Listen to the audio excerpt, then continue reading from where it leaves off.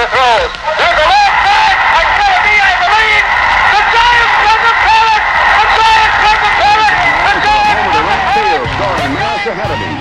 It's number 12 for Mandolin World Series. Action. There's a hard drive. It's a deep drive. And forget about it. It is gone. The ball game's over. In the Los Angeles Bowl. Watson hits it high in the air. For the center fielder, Ken Landreau, this should do it. The Dodgers are the 1981 champions of baseball. That number today with 3 hits. This could be 4. Back it goes. It's over. The Red Sox win, and they're moving on up. Put his team ahead. The Dodgers, who hit 118 home runs during the regular year, have just hit their 16th home run of the championship series.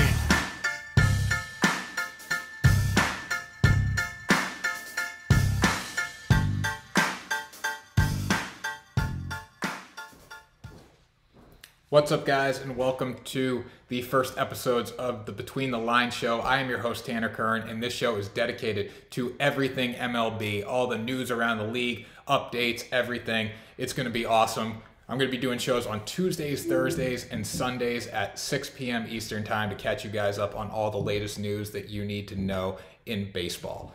So a little background on me. I am a sports writer for Noob Sports. I am also one of the main baseball writers for BaseballSpotlight.com, which is part of the Sports 2.0 network. If you want to read some of my stuff, definitely go to BaseballSpotlight.com. Check out all that content. I've been doing division previews, team previews, every story you can imagine in baseball. I love to write. I love to cover the MLB. So I'm really passionate, and that's why I decided to do this show. This show is my way to getting more content out to you guys through another means besides writing, and I think video is such a great way to do that. So the show is going to be a lot of things. I'm still really getting the basics down, but leading up to opening day, I think we have 2 weeks, a little less than 2 weeks till opening day. I'm going to be giving you guys division previews and then talking about some of the news around spring training camp from Arizona and Florida. So I can't wait to do that. And tonight we're going to start with the American League East. Now, the American League East is one of my favorite divisions because I am from Connecticut. So when you're from Connecticut, if you're from New England, you can either go Red Sox or Yankees. You get some Mets people in there, but it's mainly Red Sox or Yankees, I would say. Now, in my life, I was a Yankees fan. I was a Red Sox fan. I was actually a Mets fan too. So I covered the whole gamut. I'll take you guys back to Little League when you get baseball cards and you're on the baseball card and you get to put your favorite player on the back. I always put Mike Piazza. Well, I guess my parents always put Mike Piazza for me, but I was a big Mike Piazza fan. So I was a Mets fan. And then I transitioned to the Yankees because I think some of my friends were Red Sox fans and I wanted to go against my friends. And then I found out who that man was right there, David Ortiz. I saw him hit a few times. I saw him hit a home run live at Fenway Park. And after that, I was like, okay, I'm going to be a Red Sox fan now. So I have covered everything.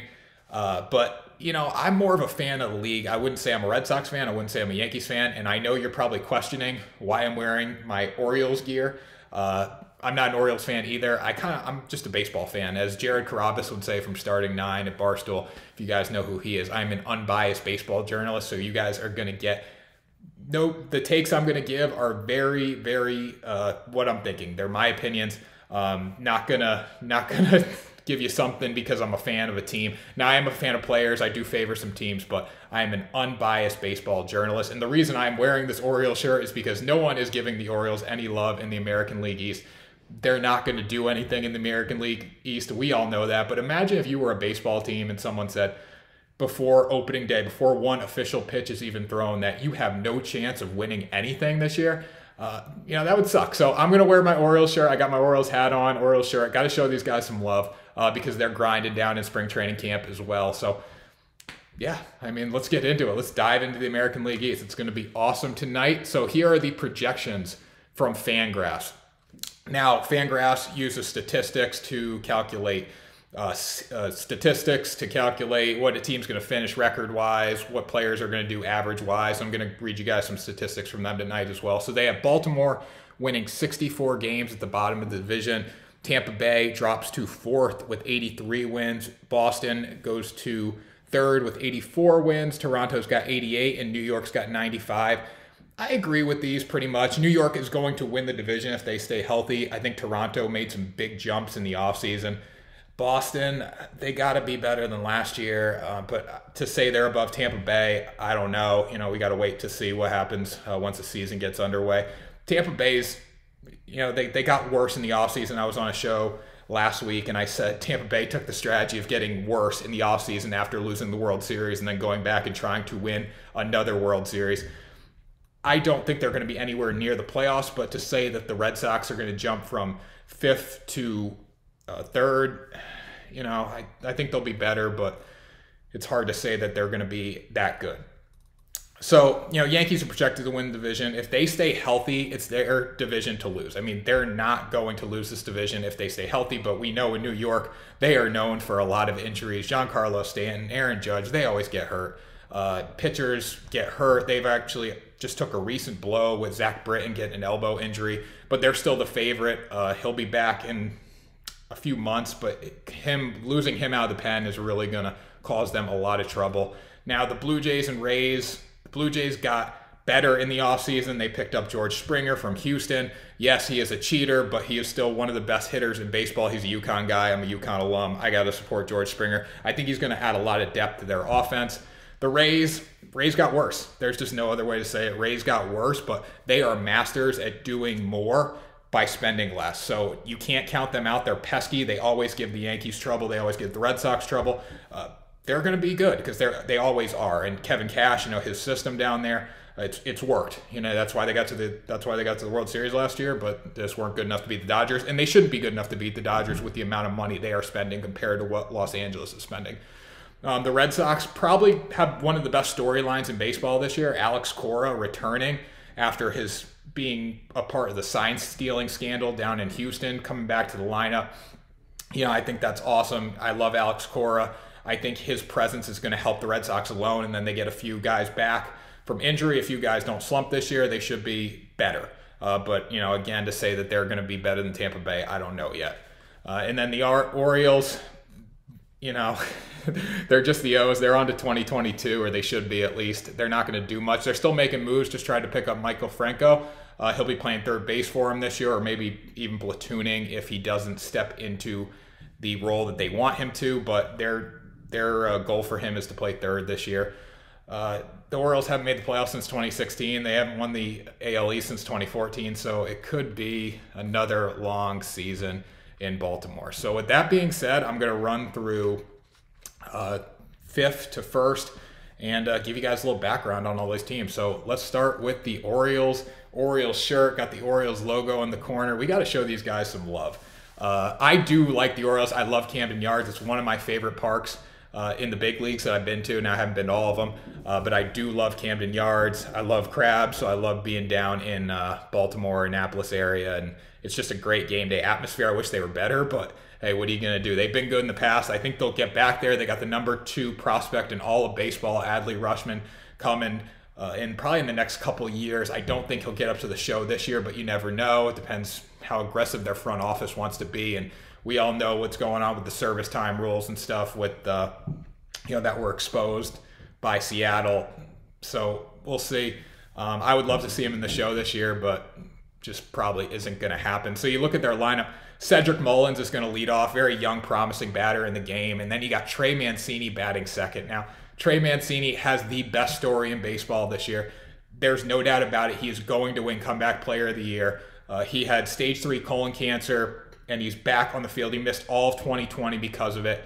Back now, he's dominating in spring training. I got goosebumps when I saw him walk up to the plate for the first time in spring training. I did. It was emotional for me because to see someone overcome that, it's unreal. So I give him a lot of credit. He's going to have a good year. I think he's going to produce for him too. We're not just giving him the Comeback Play of the Year because he had cancer. He's back on the roster. He's going to contribute this year. And I think, he can make some games entertaining for the Orioles. Anthony Santander, Ryan Mountcastle, Chance Sisco. Those guys are going to be your big bats, or more Sandcastle and Santander and Mountcastle. 29 home runs out of Santander this year. Mountcastle's supposed to hit about 24. Those projections might be a little aggressive, but if they can get near the 30 home run mark, that's good. I mean, there's teams that don't have a player that are going to hit 30 home runs. So that's pretty impressive out of them. Austin Hayes, Maikel Franco, Freddie Galvis, Yolmer Sanchez in the bottom of the lineup. I like Franco. Franco's been a star. He was in the Phillies organization for a while before going to the Royals last year. You know, he was a top prospect in the Phillies organization. He never stepped up to the plate and really became that guy that they wanted. But he's a reputable player. I think he's going to do well in Baltimore, and he's playing for a contract. I mean, he's on a one-year deal. His opportunity in the big league is running out. When you're on one-year contract, it's make or break time. So, especially at his age, I mean, we're not talking one-year contract like Frankie Lindor making $30 million over the year. But I think he'll have a solid year for him. The rotation's going to be a little rough. They don't have a pitcher that's gonna do anything for him. I mean, it's not pretty. You got John Means. I think John Means will be okay. He's projected for a 4.82 ERA, but Dean Kremer, Keegan Aiken, Jorge Lopez, and Matt Harvey. We all know the Matt Harvey debacle. Yeah, just not going to be good. They also got King Felix Hernandez to do something for him. Now, I think that fifth rotation spot is coming down between Matt Harvey and Felix Hernandez. I don't know who's going to win the job. Felix obviously has a better resume. Matt Harvey was kind of a one-hit wonder in New York before the market destroyed him. So, you know, we'll see. But my biggest questions for them is, when's Adley going to get to the show? That's what everyone wants in Baltimore. Everyone wants to see Adley Rutschman hit in Baltimore catch. He is the next Matt Wieters. He's going to be better than Matt Wieters, and Matt Wieters was a reputable player for them for years. Another thing is, will Mancini be able to hold up?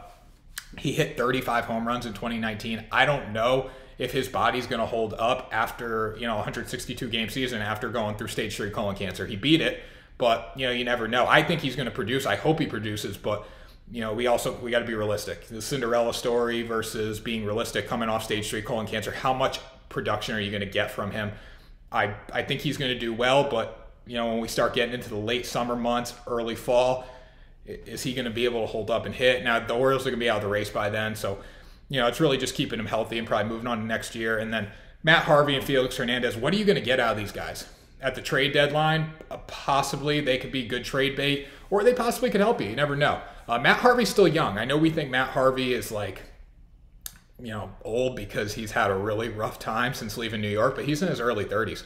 He could still do well. He almost won a Cy Young back in the day. Now, he's had a rough start at spring training, but you never know. We'll see how he does. King Felix, I think Felix is past his prime. Obviously, he's past his prime, but he still can pitch. I mean, his stuff's still electric when he's going. And I think his presence in the Baltimore pitching staff and the pitching room, it's going to be very valuable to them because, he's done it all. Cy Young winner, all-star. So the young guys looking up to him. If I had King Felix, if I was a pitcher in the big leagues and Felix Hernandez was sharing the locker next to me, it'd be pretty cool. So I think that's why they'll keep him around. But they might try to get something for Matt Harvey. I think that's probably their goal. But it looks like he could be starting the season down in AAA if he doesn't step his game up. So then the Red Sox, I'm going to put the Red Sox at 4th on my projection. I don't think they'll be better than the Rays this year. But the thing is about the Red Sox, you never know because they got a lot of veteran guys in their lineup. And I would rather rely on a veteran who's maybe had a few down years, who's maybe slumped, than a young promising guy who hasn't shown me anything yet, like the Blue Jays. Blue Jays got a lot of young talent. They made the playoffs last year, but I'd rather have someone that's done it at some point in their career. Like, look at a J.D. Martinez. J.D. Martinez couldn't hit the ball last year. He batted about 200 at the plate, but he's a silver slugger, multi-time silver slugger, multi-time all-star. I would rather have a J.D. Martinez who couldn't hit the ball last year than a guy like Vladdy who hasn't shown me a lot yet. He's had 2 really good years, but he still hasn't taken that next step. Now, this year, he probably will take that next step. And next year I'll be saying, okay, I want Vladdy. But right now, I'd rather take J.D. Martinez. So let's go through their lineup. Enrique Hernandez, Kike from Los Angeles. We all know Kike. We all love Kike. Kike is one of the best people in baseball. He's always got a smile on his face. I don't know how he's going to hold up, though. He could be a platoon guy. His on-base percentage is his batting average, which isn't good. He doesn't work at bats, if that makes sense. So he needs to walk more. He needs to take more pitches. But I think he'll be very valuable for Boston, and he could be an everyday player there. He was not an everyday player in LA, but he came up with some big hits down the stretch last year that got them the World Series. He just had a kid this offseason, so he's probably riding high right now, got a World Series ring, has a new baby, so I think he's going to be really good in Boston. And no matter if he's an everyday guy or he's a platoon guy, I mean, he's going to be there. He's a great person for the community. I think he's a big market guy, even though he could, he blends in, but I really like the move by Boston going out and getting him. You got Alex Verdugo, one of his teammates in LA a few years ago. Verdugo's young. He should hit about 287 this year. 290, 280 in that range, which is really good. On base, he should get on base about 350. So that would be very good out of Verdugo. A lot of good production at the top of the order there. Now, Kike might bat more in the 9 hole, but I can either see him batting leadoff or batting 9th. Then you got JD Martinez. JD Martinez, like I said, couldn't hit the ball, but he's a guy that should give you 30-plus home runs. There's no ifs, ands, or buts. He's hit over 40. I mean, this guy mashes when he is on his game. Absolutely mashes. I think he'll be able to do that for you again this year, but, we'll see. A lot of players last year slumped, so it was a common theme to slump around the league, so I'm not worried about JD Martinez this year. He seems like he's been hitting balls since like the day after the season ended, like hitting hundreds of baseballs per day. I mean, his hands just must be absolutely calloused from all the work he's putting in, because there's no way JD Martinez is going to have another bad season in Boston, or he might be getting booed out of Boston. So we'll see. Xander Bogaerts, one of the best infielders in the game. He's a 27 home run guy. He's a 290 batting average. He's a 360 on base percentage, in that range. He's making big money. He's going to deliver for them. Rafael Devers. I think the Red Sox need to lock Rafael Devers up long term. His contract's coming to a close. He's playing for a contract. I think he's the third baseman of the future in Boston, but he's got to perform this year. Then you got Hunter Renfroe, Marwin Gonzalez. Great pickup by Boston. Great pickup from Minnesota. He's a guy that's going to add depth to this lineup. He is also a part of the cheating club down in Houston, but we forget about that. We just, forget about it, even though it's hard to forget, but he's one of those guys that's going to help them. Christian Vazquez is going to catch for him, and then Bobby Dalbec. Dalbec's having a year, man, or a spring training camp. He just went yard in spring training the other day. He's going to be really talented. He's a young player. He was the 4th-ranked prospect in Boston's organization last year. He should hit 28 home runs, and his average is probably going to be a little low, but that's what you expect out of a young guy. You got to learn how to take bats. You got to learn how to see major league pitching. So I think he's going to be very, very good for them down the stretch. It might not be his year this year, but if he can add some power at the bottom of the lineup, I mean, who cares about average right now? Let's just get you seeing big league pitching. The starting rotation, Eduardo Rodriguez is going to get the ball on opening day. Another guy that is a comeback player of the year story. I don't think it's as good as Trey Mancini battling colon cancer, but he had a heart condition that was worsened by COVID-19, so he had to opt out last season. I think he is going to be a very good pitcher this year. I think he's going to be one of those guys that's reliable. I think he's going to give you a lot of innings, probably in that like 160 to 170 range. But is he Chris Sale? No. The Red Sox are really going to get better when Chris Sale returns to the lineup after Tommy John. They haven't set a timetable for that. This is not Boston's year to win a championship. They are still in the rebuilding process. So I don't expect them to rush Chris Sale back in any way whatsoever. But when Chris Sale does return, he is going to help this rotation. Garrett Richards, Nathan Eovaldi, Martin Perez, and Nick Pivetta. I really like Nathan Eovaldi. He was solid last year. He was one of the bright spots for Boston. I think he went 4-2. He had around a 4.0 ERA. It's not great, but it's good. He's going to be a solid middle of the rotation guy. I mean, when you got Eduardo Rodriguez, Chris Sale, and Nathan Eovaldi in the order, and the first 3 spots in the rotation, a 5-man rotation, you're going to be in good shape for years to come. So you talk about Boston's bullpen. Matt Barnes is going to be closing games, another UConn guy. I think Matt Barnes closing with George Springer up in Toronto now is really going to add a lot of fuel to his fire, make him very successful, because 2 UConn guys going at it. He is the 24th ranked player in baseball right now. I know that's hard to believe. 24th ranked pitcher in baseball. So I think he's going to add a lot of depth to their rotation. He took over the closer role last year, and just get ready for it. I think he has a monster year. I think he gets about 30 saves. He throws 65 innings in that range, and I think he sets them up really well. If the Red Sox carry a lead into the 9th inning, Matt Barnes is going to close the game, and he's going to embrace that role. He's going to get better as the years go on, and he's going to be very successful there. I really believe in that, not just because I'm a UConn guy, but I like Matt Barnes a lot, and I think he's got electric stuff. So when I'm looking at the Red Sox this year, you know, is their starting pitching, it's got to be better than last year. Their starting pitching was horrendous. You watched the first week of the MLB season last year, and the Red Sox pitchers just got absolutely shelled, and you're like, this is going to be a long season. But I think they'll be better this year. They have to be better this year, because if they're not, Boston's going to finish down with my Baltimore Orioles. And then what are you going to get from JD Martinez? He did hit 213 last year, 7 bombs, 54 games. That's got to be better. I mean, even if you stretch that out, the 60 games to 162 games in a full season, 7 bombs is not good enough. At probably it's like about 20 home runs, a little over 20 home runs. He needs to be a 30, 35 home run guy. It'd be good if he can get in that 35 to 40 range. I know Alex Cora would really appreciate that, but you know, we'll see. Coming off a slump, it's hard to be that good, but he's going to be a lot better this year. And really, are they a contender? You know, what is Boston going to show us this year? Are they going to take the next step? I know they're rebuilding, but what do these young guys have in the tank? What do the veterans have? How can they mix and mash? And what pieces does Boston need to get in the offseason next year to become a championship caliber team? So that's what they really got to look at. I want to see fight out of the Boston Red Sox this year. I don't want to see them fold. I don't want to say they're in the dog days of the summer already. I want to see them go out and compete every day and say, we're the Boston Red Sox, we're a big market team, and we can go contend with the Yankees. Can they? I don't know, but I want to see them come out of the clubhouse every day and fight. That's the bottom line with them. And then we got Tampa Bay. Tampa Bay got worse. I love saying that. And I loved watching the Dodgers beat them last year, because part of me, I do love the Dodgers. I love Cody Bellinger. He's one of my favorite players in the league. But, I mean, it was fun watching them get beat last year. It was really fun watching the Rays get beat. I know everyone's like, oh, I want to see the Dodgers. I want to see the Dodgers lose because they spend so much money and thing. Like, no, we need, if you love this game, you wanted to see the Dodgers win last year. That's just my opinion. I mean, they've been through so much. Clayton Kershaw's been through so much. They've got to the final and they've lost so many times.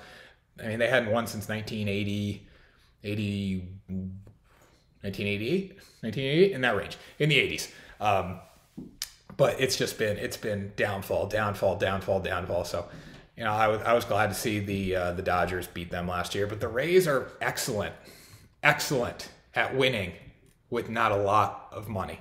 They get young guys. They really scout well. They develop talent well. But they're going to struggle this year with Blake Snell headed off to San Diego. I mean, you knew Blake Snell was leaving after the manager Kevin Cash came on the mound and pulled him out of the game in Game 5 when he was dealing against the Dodgers. I mean, best lineup in baseball, he was striking them all out. So, you know, you knew he was going. Charlie Mortensen, he's gone. Charlie Morton, he's gone. It's not good in their pitching situation. Now they got one guy who we're going to talk about in a minute who can really help them, but let's start with the lineup. Austin Meadows, Brandon Lowe, Randy Arozarena at the top of the order. Randy Arozarena, I got some questions about him. He was an ALCS star last year, but what are we going to get out of Randy Arozarena now? Over 162 games. I mean, he was okay in the regular season last year, you know, above average, but in the playoffs he shined. In the ALCS especially, he was that good. So what are we going to get out of Randy Arozarena this year? I want to see him become one of the best players in baseball. But, you know, will he? I don't know.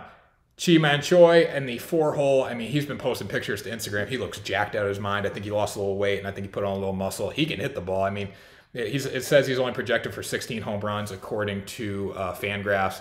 I think he could sneak into that 20 range. I like Chi-Man Choi. I think he's got a big stick, and he can swing it. Manuel Margot, Joey Wendell, Willie Adames, Kevin Kiermaier, and Mike Zunino. Kevin Kiermaier, I mean, I love Kevin Kiermaier. I think he's got great energy. I think he brings a passion to the Rays locker room. He plays with a chip, and that's what I love about him. I mean, he's only a 14 home run guy. He's a low batting average guy, but you know, he's a really good leader, great player out in center field for him. And then we'll go to the starting rotation. Tyler Glasnow. I mean, Tyler Glasnow, that's all you got to know. One of the best pitchers in baseball. He will be one of the best pitchers in baseball, and now he finally gets to take the ball on opening day. He's only going to be on the mound for about 5 innings because of the way Kevin Cash runs his starting rotation, but he's a very good pitcher. I think he learned a lot from Morton. I think he learned a lot from Snell. So I'm expecting a huge year out of Glasnow. I think he'll be, 3.6 ERA in there. I think he'll throw 160 innings though, and that's valuable when you consider how Kevin Cash runs his pitcher. So if you get 160 innings out of Glasnow, you've done well. And he has elite strikeout ability. 200 plus strikeout guy. 200 plus strikeout guy. His stuff's electric. He's not a ground ball pitcher. He is a get out through strikeouts pitcher. Can't wait to see him. Ryan Yarborough, Chris Archer, Rich Hill. Rich Hill, I love Rich Hill. He's a former Dodger. You always think he's going to go away, but he's always finds his way back into a starting rotation. The bottom of the pitching rotation is going to be a little rough for him. But the way they play, Kevin Cash pulls his guys after 5 innings. Bullpen's got to be great. Their bullpen, Pete Fairbanks and Nick Anderson. Those are 2 guys that you should know about. Nick Anderson is a unbelievable setup guy, closer. They're going to ask multiple people to close games for him. I think Fairbanks, Anderson, and Castillo, Ryan Castillo, or Diego Castillo, they're going to ask him to close games. Ryan Thompson's going to get a lot of innings for him. So they have a lot of guys. They have a lot of options, and that's how the Rays play baseball. They win through timely hitting and pitching. They're going to throw multiple guys at you. You're not going to see a pitcher more than twice with the Rays. The starter, you're going to see him twice. The reliever, you might see him once. But they're going to be throwing new guys at you every inning, and that's just how they play baseball. It's the way they win. It's their winning formula. So look for the Rays to be pretty good this year. Now, my biggest question for the Rays is, when does Wander Franco getting called up to the show? Wander Franco, if you don't know who he is the #1 prospect in baseball. So the AL East got a lot to look forward to in the coming years. Wander Franco, the #1 prospect in baseball, and then you got Adley Rutschman, #2 prospect in baseball. So if you're an AL East fan, get ready. You're going to see some great young talent coming to the show very soon. But when is he going to make it? Is this a year where the Rays say, I want to be a contender, and he gets called up? Or is it a year we take a gap year and then next year Franco gets up and we start rebuilding again? I'd like to see the Rays go out and compete. We all would, because I think baseball's fun when you get a small market team going up and saying, Yankees, hey, let's go. But we'll see. I think Franco is going to be in the show next year. He hasn't played a lot in the minors, but he is mashing in spring training. He's already got an option down to the alternate site. So he will be starting the season in the minors. Now, will he get the call up to the show? We'll see. I think their plans are, from what I've heard, what I've read, is to keep him down in the minors the whole year. Now, if they're making a playoff push late in the season and Wander Franco's mashing in AAA, do they give him the call? Probably. But we'll see about that. And then how much worse are the Rays going to be this season? The Rays have been exceptional with what they pay players, but how much worse are they going to be this year? How big of a step back are they going to take? And I don't think, you lose Snell, you lose Morton. That's killer. That's killer. But I think they're still a team that can contend. They can go to the Yankees. They always give the Yankees trouble. So don't count these guys out. Toronto's my favorite team in the American League East to watch, just because of the young guys. Now, like I said before, I'd rather have a veteran that I know has produced before, but I love watching young guys hit. George Springer at the top of the lineup, one of the best players in baseball. He's a 31 home run guy at your leadoff spot, 270 average. He's going to be very, very good. I think he'll fit in just fine. Not the best glove in the outfield. He's not a Gold Glover by any means, but he is a guy that can hit, and he's a reliable outfielder. Marcus Semien, Bo Bichette, Teoscar Hernandez, Vladdy Guerrero Jr., and Lourdes Gurriel Jr. And then Teoscar Hernandez and Bo Bichette even. They are all 25-plus home run guys. Teoscar Hernandez is a 35-plus home run guy. So expect a lot of power from the Blue Jays. Expect a lot of pop. This team's going to be good. This team's going to be really good. Do not count them out. Kevin Biggio, Rowdy Tellez, and Danny Jansen at the bottom of the lineup. My biggest question is, what are you going to get out of the young guys? What are you going to get out of Bo Bichette? What are you going to get out of Kevin Biggio? And what are you going to get out of Vladdy? Vladdy especially. Vladdy has taken 2 steps forward. His first year he was really good. He took the league by storm because of his name. He had a few big hits. He's around the bases. He had a couple doubles in the his first season. His second season, he takes another step forward. Is he great? No. This is the third year for Vladdy. I need to see Vladdy become like the bringer of rain, the Josh Donaldson equivalent, like taking the world by storm. I think he will, because he is Vladdy Guerrero Jr. He's got a great bloodline, obviously, and he mashes. Like when he swings, and it's the ball. I've seen him play a few times in person through his time in the minors. When the ball hits his bat, it comes off differently. He's one of those guys that who is that? When you see him take the field. So I think he's very valuable to them. But is he their best hitter right now? No. I need to see his average improve. He's a 280 guy. I want to see him hit 280 this year. I want to see him hit 280. I want to see him hit for power. I want to see him hit for average. I want to see him slug well. I want to see him drive runners in. I mean, Vladdy is a big key for these guys to take down the Yankees. George Springer is going to produce. But when you get Vladdy in there too, it's George Springer is an extra level of protection for him in the lineup this year. I think this is a big, big year for him. The pitchers, this is where they're a little iffy. They have more of an average rotation, I would say. Not average, slightly above average. They got Hyun-Jin Ryu at the top of the rotation. Very good pitcher. I think he finished second or third in the Cy Young voting last year. Had a monster season. He's going to give you 170 innings. He's going to strike out a decent amount of batters. He's not their best strikeout guy. Robbie Ray is their best strikeout guy. But you got Tanner Roark, Steven Masson, Ross Stripling.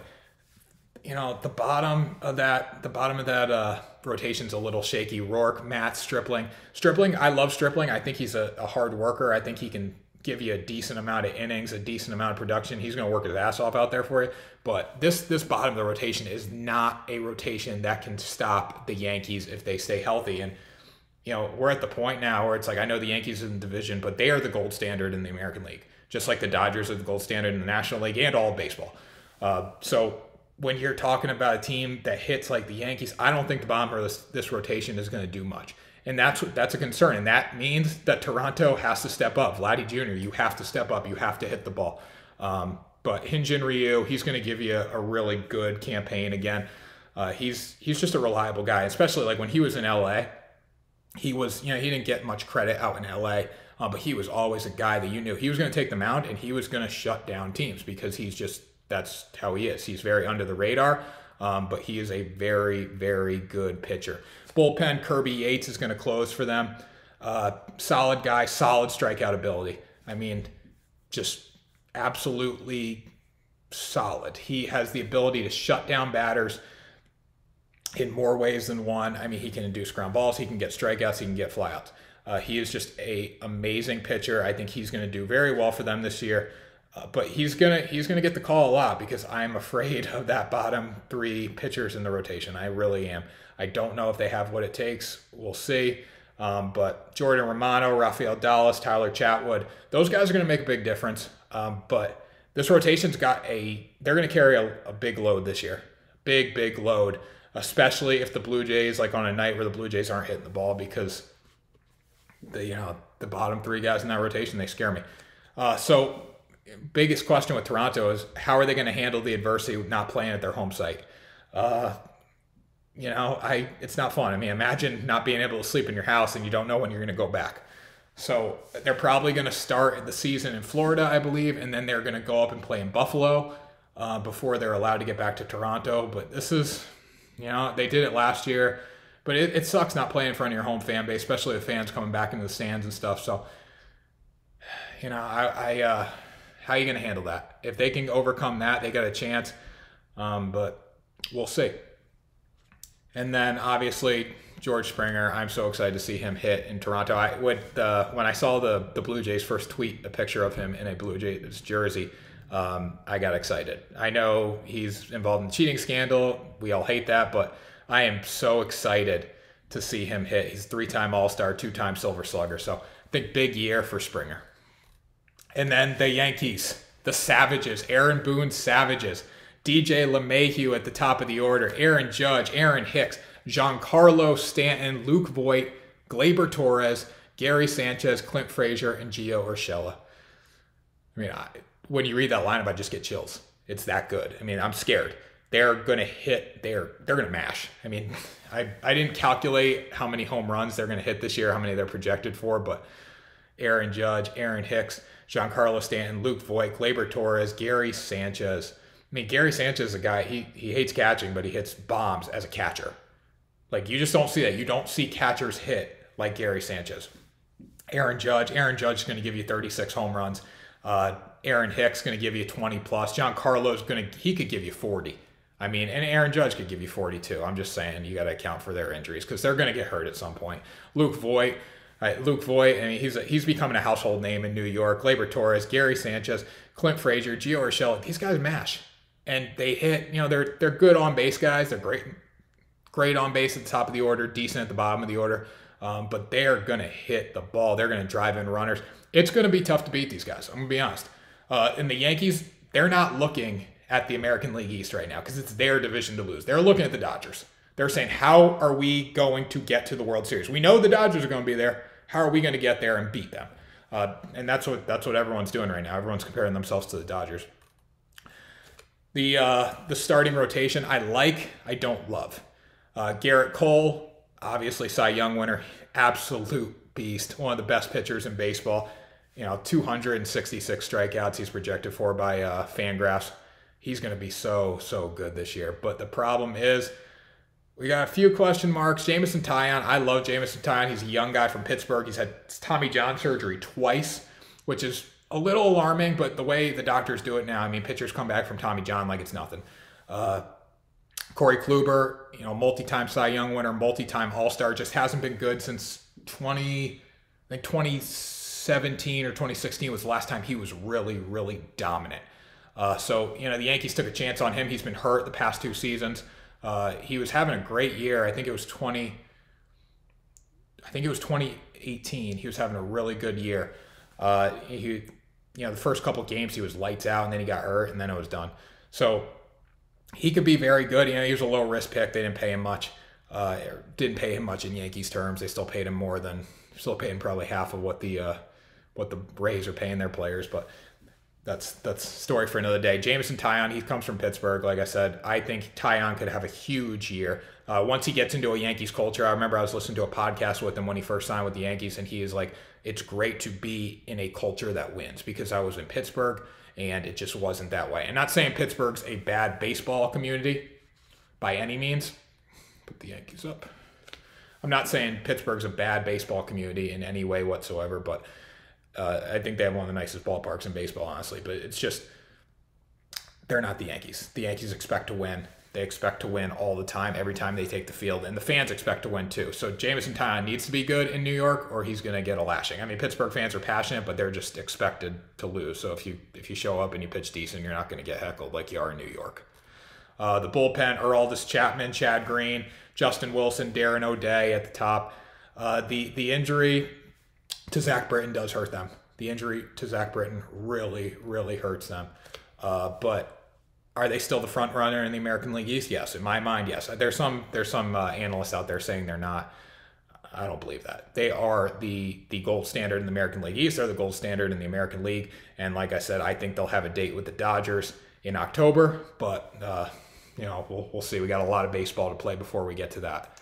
So with the Yankees, the biggest question with them is, can they stay healthy? Can those two guys right there, can those two guys stay healthy? If they can, Yankees are going to mash.